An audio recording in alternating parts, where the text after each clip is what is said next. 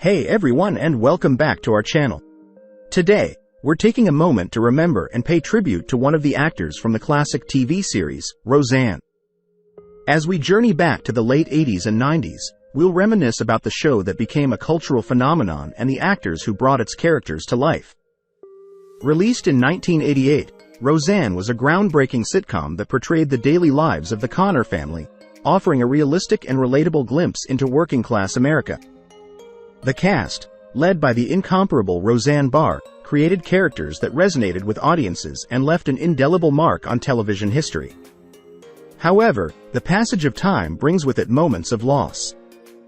Today, we remember one of the talented actors from the ensemble who left us too soon.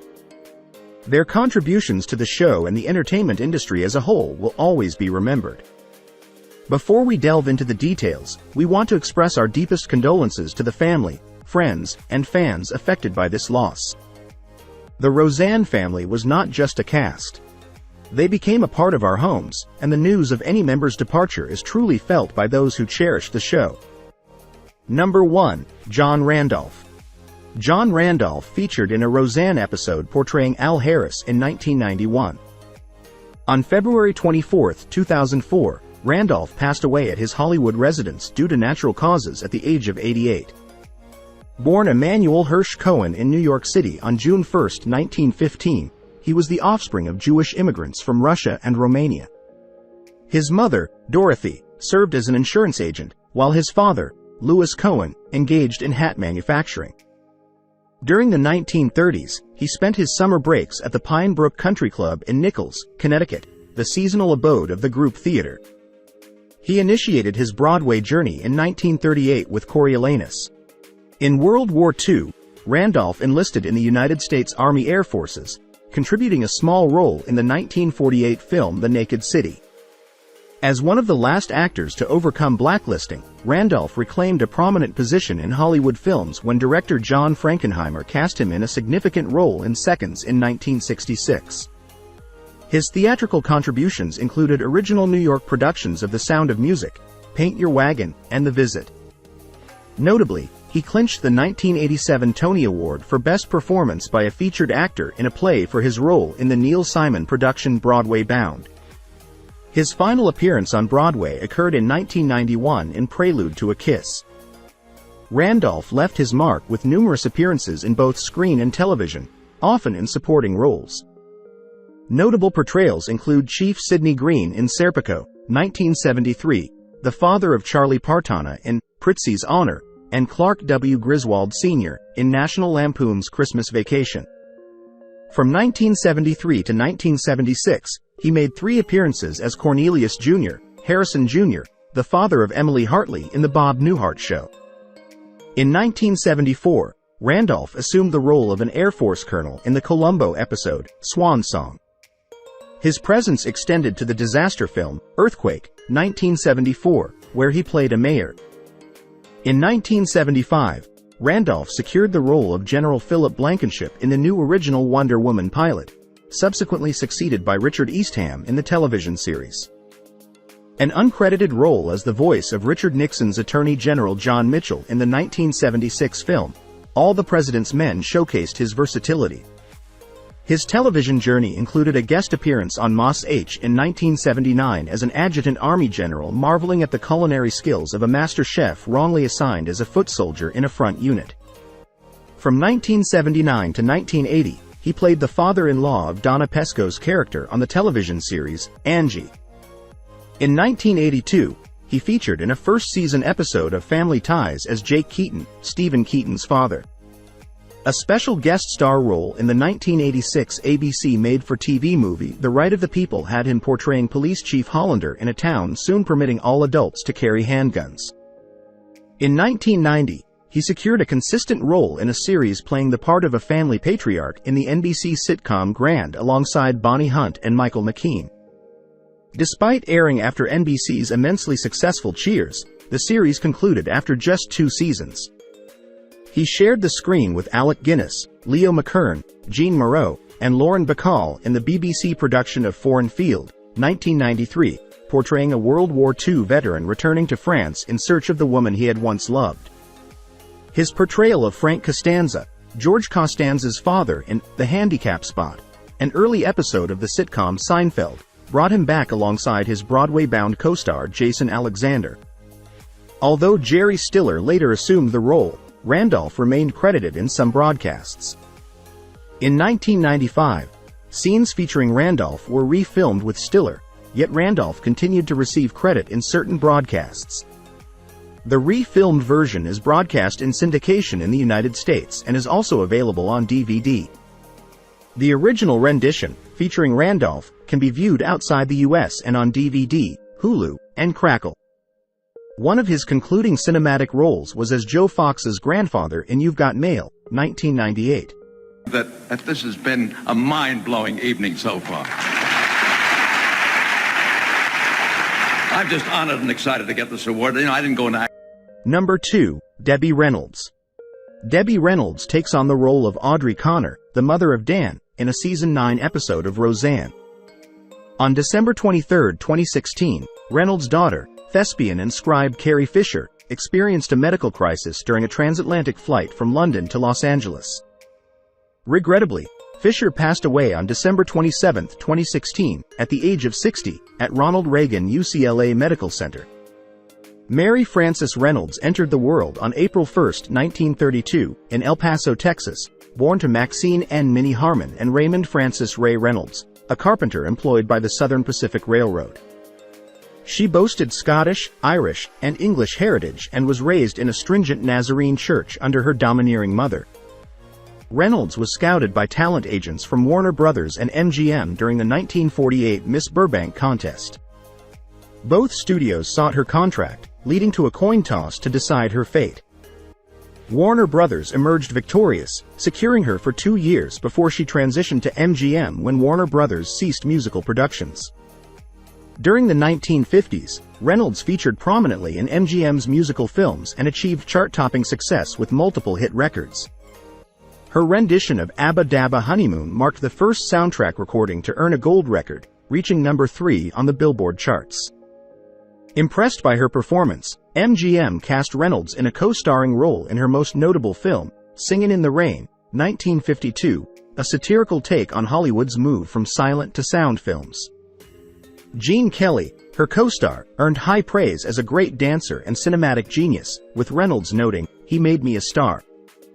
I was 18, and he taught me how to dance and how to work hard and be dedicated."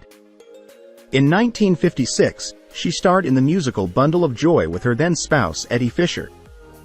Reynolds's recording of Tammy, 1957, from Tammy and the Bachelor, earned her a gold record, securing the number 1 spot on the Billboard pop charts in 1957.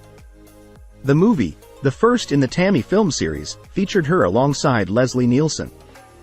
Reynolds also notched 2 other top 25 Billboard hits with A Very Special Love, number 20 in January 1958, and Am I That Easy to Forget, number 25 in March 1960, a pop rendition of a country music hit popularized by Carl Ballou in 1959, Skeeter Davis in 1960, and later by singer Engelbert Humperdinck. Reynolds entered matrimony on 3 occasions. Her initial union was with vocalist Eddie Fisher in 1955. They welcomed Carrie Fisher and Todd Fisher into their family. The marriage came to an end in 1959 when it was disclosed, shortly after the passing of Elizabeth Taylor's spouse, Mike Todd, that Fisher had engaged in a romantic involvement with her. At the time, Taylor and Reynolds were close friends. The liaison between Eddie Fisher and Elizabeth Taylor sparked a significant public scandal, resulting in the termination of Eddie Fisher's television program. I wrote about all this in my book because I thought it would be interesting. On our honeymoon, we went upstairs, when they were going to wait. Number 3, Glenn Quinn. Glenn Quinn, renowned for his portrayal of Mark Healey on the original Roseanne series, tragically passed away on December 3, 2002, at the tender age of 32. His life ended in a friend's residence in North Hollywood, California, where he had been residing for a few months. An autopsy revealed that he succumbed to an accidental drug overdose earlier on that fateful day.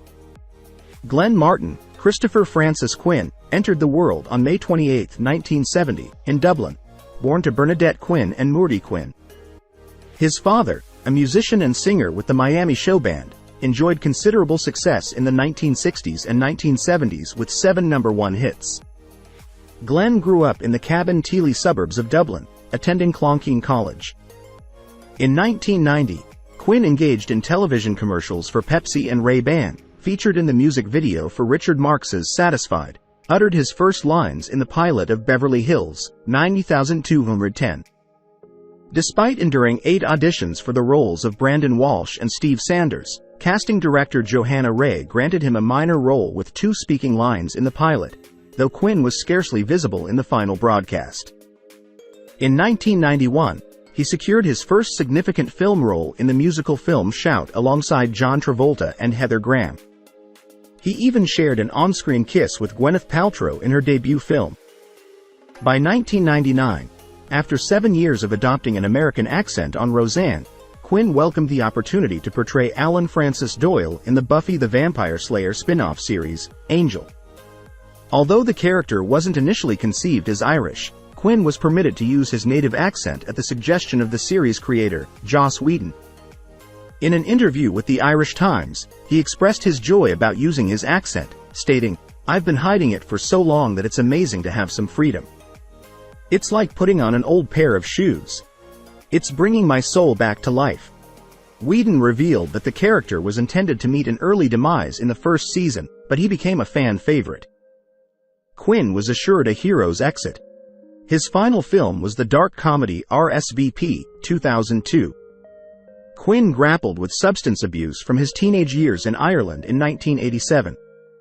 Struggling to maintain sobriety, he eventually relinquished ownership of Goldfinger's nightclub in Los Angeles in 1997. Returning to Ireland in 1997 to be with his supportive family, he underwent brief periods of sobriety and sought treatment in a drug and alcohol rehabilitation center. Eventually returning to Los Angeles, he resumed his acting career. Throughout the production of Roseanne's 10th season, which premiered in 2018, the decision was made not to fill Quinn's shoes in the role of Mark Healy.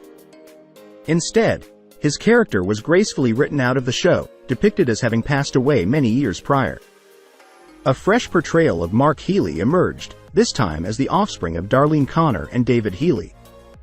The series paid homage to Quinn in one of its episodes titled Eggs Over Not Easy. In 2019, at the 20th anniversary reunion of the Angel cast held by Entertainment Weekly, actor David Boreanaz shared, "Glenn portrayed an exceptional character and beyond that became an intimate friend of mine. May his soul rest in peace." Just wanted to get your opinion as far as tonight's activities. Are you involved with tonight's? I'm not. No, I'm just here to drink their booze and eat their food, laugh at their jokes. Number 4. Ned Batty. Ned Batty played a recurring role as the father of Dan Conner, portrayed by John Goodman in the television comedy series Roseanne. Batty passed away from natural causes at his residence in Los Angeles on June 13, 2021, at the age of 83. Born on July 6, 1937, in Louisville, Kentucky, to Margaret and Charles William Batty, he had an elder sister named Mary. Starting in 1947, Batty began singing in gospel and barbershop quartets in St. Matthews, Kentucky, and at his local place of worship. He completed his education at Eastern High School and later earned a scholarship to sing in the a cappella choir at Transylvania University in Lexington, Kentucky. He participated but did not complete his studies. In 1972, Batty made his debut in cinema as Bobby Tripp in Deliverance alongside Jon Voight and Burt Reynolds, set in northern Georgia. Batty's character faces a distressing scene where he is compelled to undress at gunpoint by 2 mountain men, leading to humiliation and assault, an impactful moment still acknowledged as a milestone in cinema. Batty acknowledged the reluctance of most involved in the film regarding that scene but recognized its significance. In 1980, Batty featured in Ronald Neam's movie Hopscotch with Walter Matthau. The following year, he appeared in the comedy science fiction film The Incredible Shrinking Woman, directed by Joel Schumacher and starring Lily Tomlin. 1982 saw Batty collaborating once again with Richard Donner and Richard Pryor in the comedy The Toy. He reunited with Burt Reynolds in the auto racing Far Stroker Race 1983. During the mid-1980s, Batty played a role in the comedy film Restless Natives 1985, directed by Michael Hoffman. Towards the end of the 1980s, he took on another comedic role as the academic Dean Martin in Back to School 1986 featuring Rodney Dangerfield. He portrayed a corrupt cop in the 1987 American neo-noir crime film The Big Easy, directed by Jim McBride and starring Dennis Quaid, and continued with a spy drama The Fourth Protocol 1987 alongside Michael Caine and Pierce Brosnan. In the early 2000s, he rejoined the original cast for the television police drama reunion film Homicide the Movie 2000, reprising his role as Detective Stanley Bolander. In 2002, he appeared in Peter Hewitt's film Thunderpants. The following year, he played the role of a straightforward sheriff in Where the Red Fern Grows 2003. Batty entered into matrimony 4 times. His initial spouse was Walter Chandler. Their union lasted from 1959 to 1968, resulting in the birth of 4 children. The second Mrs. Batty was the actress Belinda Rowley. Their marital bond endured from 1971 to 1979, and they were blessed with 2 children. Dorothy Adams, Tinker, Lindsay became his 3rd wife. They exchanged vows on June 28, 1979, and remained united until March 1998, welcoming 2 children into their lives. The 4th and final addition to Batty's list of wives was Sandra Johnson. Their marriage was solemnized on November 20, 1999, and their abode was situated in Los Angeles, California. Additionally, they maintained a residence in Carlsbad, Minnesota. Notably, Batty shared no familial ties with the fellow Hollywood luminary Warren Beatty, who shares his birth year of 1937. When queried about their potential relation, Batty was known to jest that Warren was his illegitimate uncle. On June 29, 2012, Batty actively participated in a 40th anniversary screening of Deliverance at Warner Brothers, alongside Burt Reynolds, Ronnie Cox, and Jon Voight. Batty extended his support to Jesse Jackson's 1988 presidential campaign. The same thing as a poet laureate of the United States at one time. He was the poet of the Congressional Library. And Number 5. Fred Willard. Fred Willard, renowned for his portrayals in Roseanne as Scott, passed away at his Los Angeles residence on May 15, 2020, at the age of 86, as confirmed by his daughter and representative. The reported cause of death was cardiac arrest, with contributing factors including coronary artery disease and Myel syndrome. Willard's journey in the world of theater commenced upon his relocation to New York in the late 1950s. His early projects featured a staging of Desperate Hours at a local YMCA, where he collaborated with future comedic partner, Vic Greco. Together, as Willard and Greco, they graced stages in Greenwich Village, enjoyed touring success, and made appearances on The Dean Martin Show, The Smothers Brothers Comedy Hour, and The Tonight Show. Despite offers for roles in the television series Get Smart and The Carol Burnett Show, managerial issues led to the dissolution of their partnership in 1968. Recognized for his roles in various Christopher Guest films, Willard showcased his talent in A Mighty Wind as Mike LaFontaine, Best in Show as Buck Laughlin, a dog show announcer with a penchant for bad jokes, Waiting for Guffman as Ron Albertson, a travel agent engaged in amateur stage productions with his wife. This is Spinal Tap as a lieutenant on the military base where Spinal Tap performed, and for your consideration as an audacious entertainment television show anchor. Willard notably portrayed Hank McDougal in the later seasons of CBS's Everybody Loves Raymond, earning Emmy Award nominations in 2003, 2004, and 2005. Additionally, he hosted VH1's documentary series Totally Obsessed, delving into the lives of individuals consumed by their hobbies. His presence extended to episode 21 of Channel Frederator, a podcast from Kansas, where he assumed the role of Captain Ribmaman. A moment of controversy arose on July 18, 2012, when Willard was apprehended under suspicion of engaging in inappropriate behavior at an adult theater on Santa Monica Boulevard. Although no evidence of misconduct was found, PBS terminated Willard from Market Warriors immediately following his arrest. Mark L. Wahlberg took over hosting duties for the show. Speaking on Late Night with Jimmy Fallon, Willard acknowledged the incident as very painful and very embarrassing, asserting that he had done nothing wrong. As a result of the episode, Willard was required to complete a sex education diversion program. I did the scene, and they did about 3 takes from my point of view, the group coming in. It was all improvised. Then they turned one around on me. Everyone, we've reached the end of today's journey, and I hope you enjoyed the content as much as I enjoyed creating it for you. Before you go, don't forget to hit that like button if you found value in what you watched. It really helps support the channel. Now I want to hear from you. Drop a comment below sharing your thoughts, questions, or even suggestions for what you want to see in the next video.